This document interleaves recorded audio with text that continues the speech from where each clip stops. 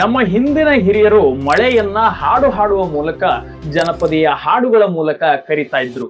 ಗುರ್ಜಿ ಗುರ್ಜಿ ಎಲ್ಲಾಡಿ ಬಂದೆ, ಹಳ್ಳ ಕೊಳ್ಳ ಸುತ್ತಾಡಿ ಬಂದೆ.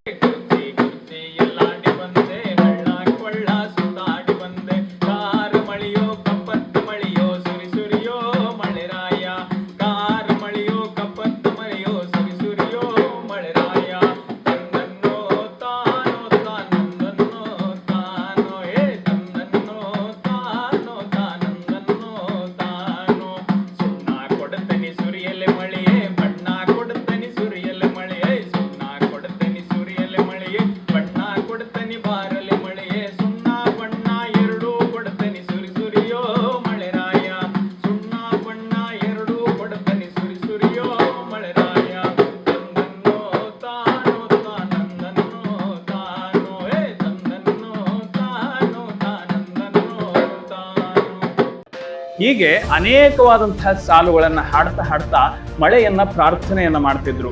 ಊರಲ್ಲಿ ಒಬ್ಬ ವ್ಯಕ್ತಿಯ ಮೇಲೆ ಸಗಣಿಯಿಂದ ತಯಾರಾಗಿರುವಂತಹ ದೇವಿಯನ್ನ ಹೆಂಚಿನ ಮೇಲೆ ಇಟ್ಟುಕೊಂಡು ಅದನ್ನ ತಲೆ ಮೇಲೆ ಇಟ್ಟುಕೊಂಡು ಪ್ರತಿಯೊಬ್ಬರ ಮನೆಗೆ ಹೋಗಿ ಹೋಗಿ ಆ ಹೆಂಚಿನ ಮೇಲೆ ನೀರನ್ನು ಹಾಕಿಸುವ ಮೂಲಕ ಗುರ್ಜಿ ಗುರ್ಜಿ ಎಲ್ಲಾಡಿ ಬಂದೆ, ಹಳ್ಳ ಕೊಳ್ಳವ ಸುತ್ತಾಡಿ ಬಂದೆ, ಕಾರ ಮಳೆಯೋ ಕಪ್ಪತ್ತ ಮಳೆಯೋ ಸುರಿಸುರಿಯೋ ಮಳೆರಾಯ ಅಂತ ಹಾಡನ್ನ ಹಾಡ್ತಾ ಹಾಡ್ತಾ ನಮ್ಮ ಹಿರಿಯರು ಇಡೀ ಊರನ್ನೇ ಸುತ್ತಾ ಇದ್ರು.